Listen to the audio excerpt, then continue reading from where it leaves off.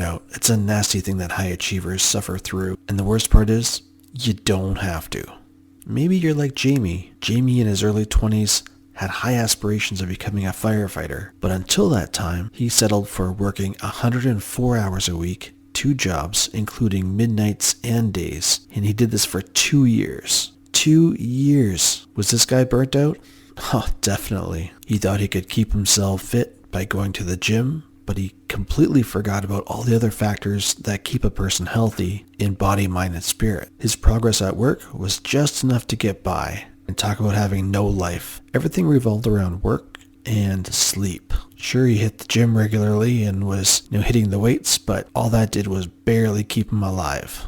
You see, when you're burnt out, your adrenal glands, they should look like Concord grapes and they shrivel up to raisins. Physically, the shoulder muscles and the calf muscles, they start to shrink. No matter how much you try, they start to shrink. So when you're under a lot of stress, can't sleep because everything's so erratic, your body can't keep homeostasis, which means it likes to keep things on an even keel, right? When we have routine, there's a lot less stress going on.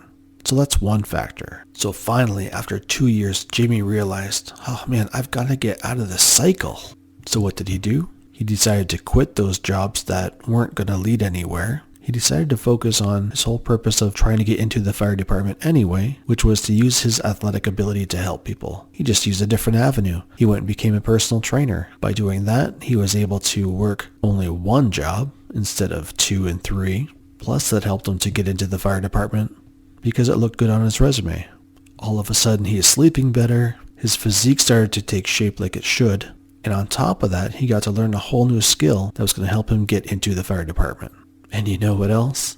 His friends started coming around again because 1, he had the time for them, but number 2, he wasn't so irritable anymore.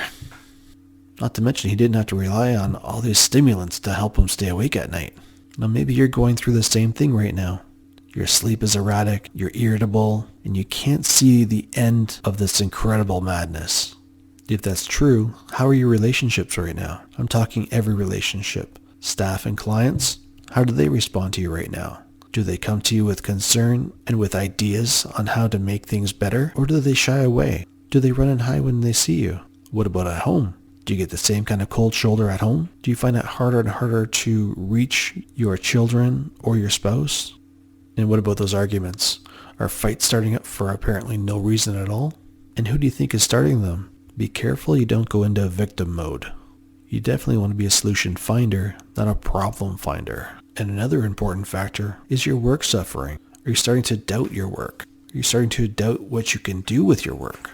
As a high achiever, you typically have a lot of confidence in what you're doing, what you could do for others. But has that started to wane because of this burnout? What do you think are the main causes of your burnout? Is it work? When you start to doubt your work and maybe yourself, does this perfect world that you're trying to paint suddenly just fall apart? A lot of struggling high achievers strive for a flawless life, and it's just not there. But having that reality and moving forward can be difficult, especially when you're in burnout, because you get into that desperate mode. And we all know how lonely that desperate road really is. But again, life does not have to be that way. And get ready, because we're going to make these changes fast. Are the main causes of your burnout relationship specific? Maybe it's caused by habits that you don't even realize are robbing you of achieving excellence. Now, how do you get out of this revolving door of burnout pain and suffering so that you can start producing again and reach those new levels that you've yet to go? The first thing we're going to do is we're going to change your outlook so that you can change your outcome. Life doesn't have to be flawless. Which of your relationships are toxic and which are just unnecessary anymore? What are your coping mechanisms? Is it food? Is it staying up late so that you can watch your favorite TV shows? Is it drugs or alcohol? The next thing you're going to do is you're going to stop making everything a 10 out of 10 priority in your mind. Now you might not realize this, but burnt out high achievers tend to put everything at a must-do level. I've got to do this. I've got to be the one to do this. I've got to get it done now. Well, not everything is meant to be done now. So when you realize that life is not meant to be lived flawlessly, you'll also realize that it's about raising your game through learning experiences. Now, since the body loves a good routine, let's get you going to bed and waking up at the same times each day, 7 days a week, and make that an ironclad promise to yourself. Figure out what's going to be best for you that you can accomplish on the regular and your hormones will thank you for it.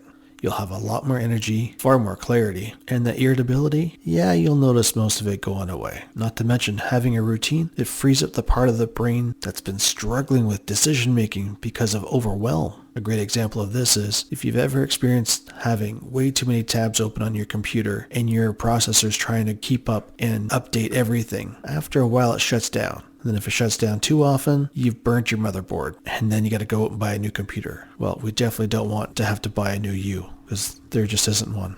When you take in the right nutrition that's best for you, your body and mind, they function so much better. You're a high achiever. You got to put in the premium fuel. When you put in premium fuel consistently, you've got a game changer. Not to mention an ally to fight stress and fatigue. But getting past burnout doesn't stop there. You have to find the root cause of why you're feeling that in the first place. Because if you want to continue to get better, as most high achievers do, you're going to want to be able to handle more stress without feeling like you're handling more stress. And sometimes in order to do that, we have to take a look inside and figure out what is going on in there. In order to do that, we have to figure out what are we holding on to that we don't need to hang on to anymore. It's garbage. It's time to go.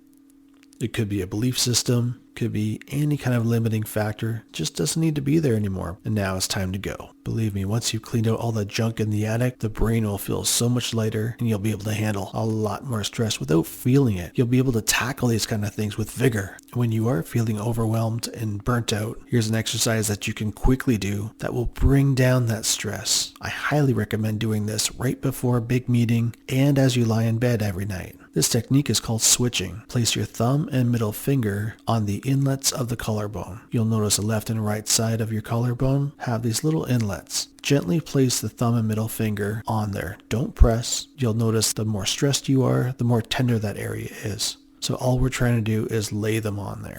Now close your eyes and take 5 deep breaths, focusing on both the inhale and exhale. Right away, those stress levels, they come way down. Remember to change your outlook to change your outcome.